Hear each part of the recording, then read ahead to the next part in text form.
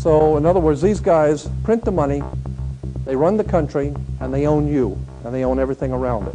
And so they make the laws, and that's why they can decide who can kill who, and who can get away with who, and who can get away with whatever, because they make the laws and they decide. There are 13 layers in this pyramid. There are 13 letters in Enocoeptus, but 13 is a very important number to this secret society. There are 13 stripes. There are 13 stars here, which make up the Star of David. The 13 berries, there are 13 leaves, 13 arrows. There are 32 feathers here and 33 feathers there. Everything is done in sequence of 13. 13, of course, is based on, this is what we call Masonic symbolism. Freemasons designed this dollar bill. Everything is done in sequence of 13, and again, I draw your attention to the fact that you have 13 stars here, which collectively make up the Star of David. There's a reason why. On the $1 bill at the top, you'll see this little image right here. But if you blow it up from an actual photograph, you'll see it is it's a little owl.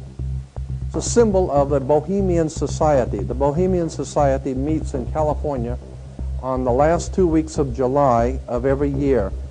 I have pictures showing all of the presidents, all of the living presidents, excluding the new one, but all of the living presidents at Bohemian Grove in Northern California, and they're all wearing red and black Ku Klux Klan dress type of regalia, like the Ku Klux Klanners, with the pointed headdress and everything. And I mean, that's quite a sight to see presidents dressed like Ku Klux Klan members, right? And they're standing in front of a big open pit of fire, and behind them is about a 20 to 25 foot owl behind them. And the article in Elm magazine and Time magazine, I've got 2 or 3 different magazines showing basically the same pictures. It says that the presidents meet with all of the heads of industry throughout the world, all of the heads of state throughout the world, and all of the most important wheeler dealers in this country, and they all meet up in Northern California, and they have rituals where they go before the owl after midnight. And what a picture you got, with all the presidents dressed up like Ku Klux Klanners with black and red robes on before an owl. And these are your presidents of this country. And the reason why they chose the owl is because the owl is a symbol used in Europe by secret societies, because the owl is wise, because it sees things in the dark. And the implication is, of course, that's why they are where they are, because they're very brilliant and they know things that you don't know.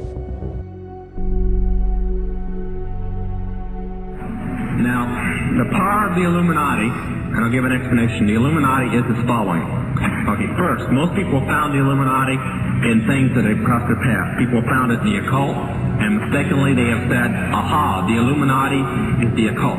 Then they have found it in the Masons, and they said, aha, the Illuminati is the Masons. Then they have found it in politics, and they said, oh, it's politics. So they found it in the international banking system, or they found it in Zionism. So they list it as just being that. Actually, it is all these things, and much more. They have found it in the Mormon religion. That's because the leaders of the Mormon religion are high echelons in the Illuminati. They have found it in the John Birch Society. That's because the man who leads the John Birch Society is both a high-degree Mason and a Mormon. But it is all these things, and its power is finance.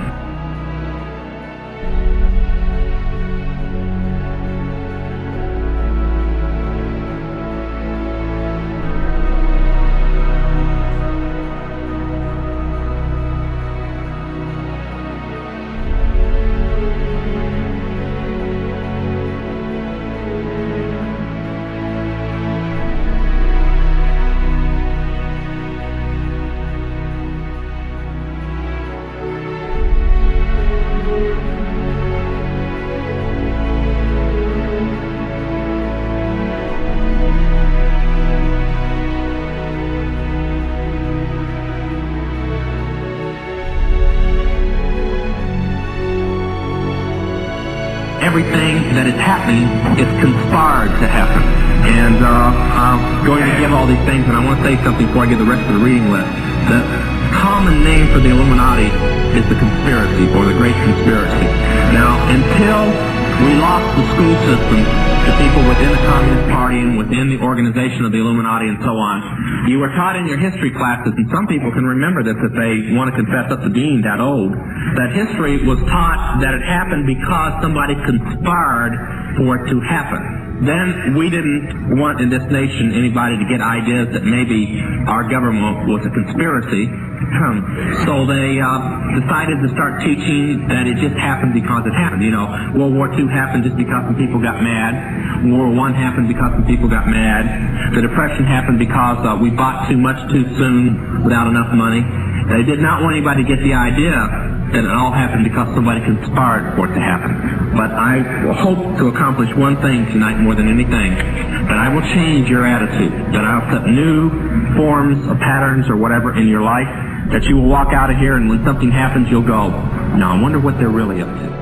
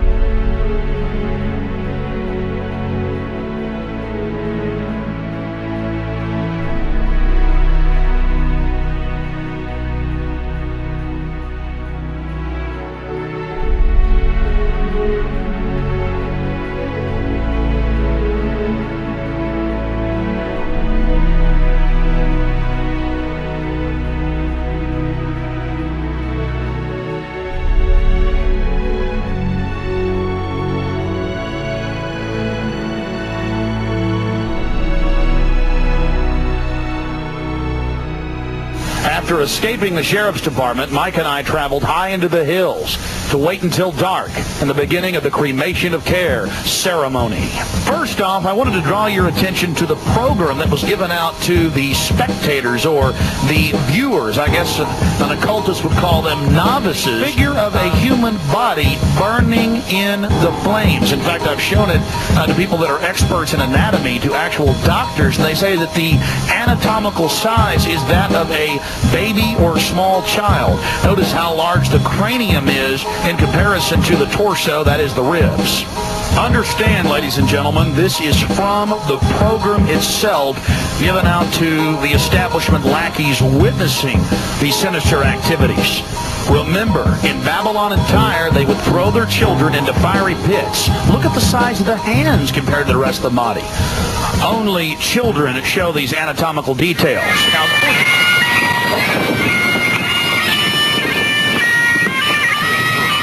and after about 10 more minutes of music, suddenly, all around the owl, activity began. Here is the main central part of the ritual.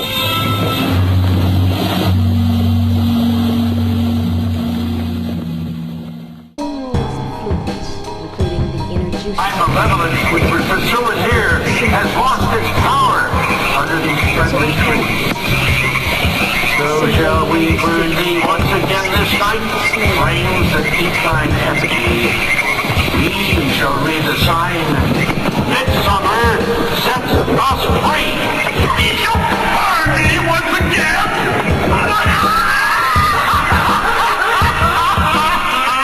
Now believe, flame, which hither ye have brought from regions where I reign. Ye fools and priests, I spit upon your fire.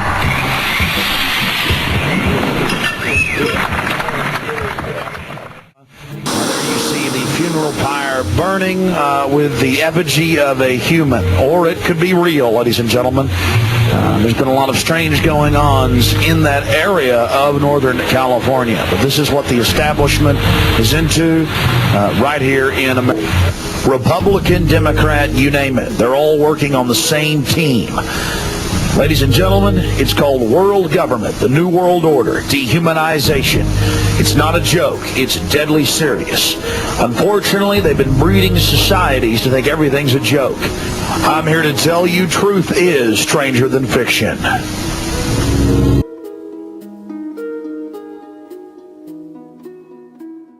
You're looking at video that I personally shot during the cremation of care ritual held at Bohemian Grove. My documentary film, Dark Secrets Inside Bohemian Grove, details how world leaders from across the planet meet every July and actually engage in mock human sacrifices to the Canaanite deity Moloch. They bring a bound body in an effigy of a child and sacrifice it to the idol. And incredibly, most of those in attendance are our supposed Christian conservative leaders. Deity they worship, Moloch, a Semitic deity mentioned in the Bible whose worship was marked by the human sacrifice of children. Since we blew their cover in 2000, the Grove's gone public to a certain extent. We released this photo of a 1915 ritual. Here you have the hooded figure over the mock sacrifice. And here's a simulated hanging from 1908. In this picture, you see a photo from 1909 with what looks like public officials in attendance. A black boy is tied down to some type of table, and around him we see people in strange garb. I'll leave it to you to figure out what they're doing. In 2004, the Grove released this photo from 1934 of members in hoods. The Canaanite deity Moloch was worshipped in Greece, Babylon, and then later in Europe. It is normally symbolized by a bull or an owl or some type of horned beast, and children are sacrificed to it. It is the precursor of all modern death cults. What purpose does this all serve, having world leaders congregate and engage in an ancient Canaanite ritual of mock child sacrifice? It's a way of binding them together, whether it's George Herbert Walker Bush or Henry Kissinger or Ronald Reagan or Federal Reserve Chairman Alan Greenspan, who's been a member since 1984. It's about bringing them together. Nowhere is the origin of the cult more in evidence than in former German Chancellor Helmut Schmidt's own autobiography, Men and Powers, a political retrospective. He talks about how they have their own German groves where they do these rituals, these, quote, druidic rituals. But he says his favorite place to do the rituals is at Bohemian Grove. This is a book that you can get at the library written by him. He talks about the Trilateral Commission, the CFR, Bilderberg Group, and world government. And he says that much of the decisions are made at the Bohemian Grove. We were able to obtain the internal annals of the Bohemian Grove from 1987 to 1996, a publication only given to members. And in it we see pictures of George W. Bush and his father, Newt Gingrich.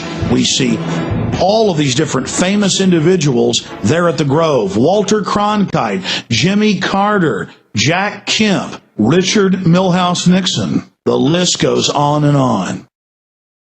If you're still doubting reality, here is a November 1989 issue of Spy magazine. The Grove released photos of themselves dancing around dressed like women.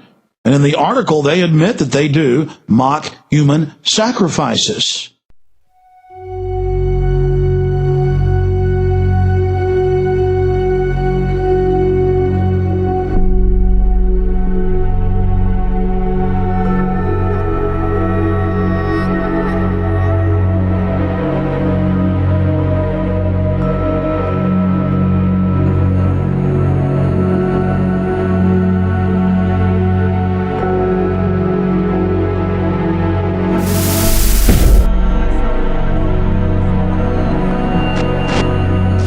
What is at stake is more than one small country. It is a big idea, a new world order. The President George Bush has talked time and time again about the new world order, and this is the best chance to begin to establish the new world order. I think even that does not describe why the world has changed so much and why the world has turned so much toward a new world order and a new kind of civilization.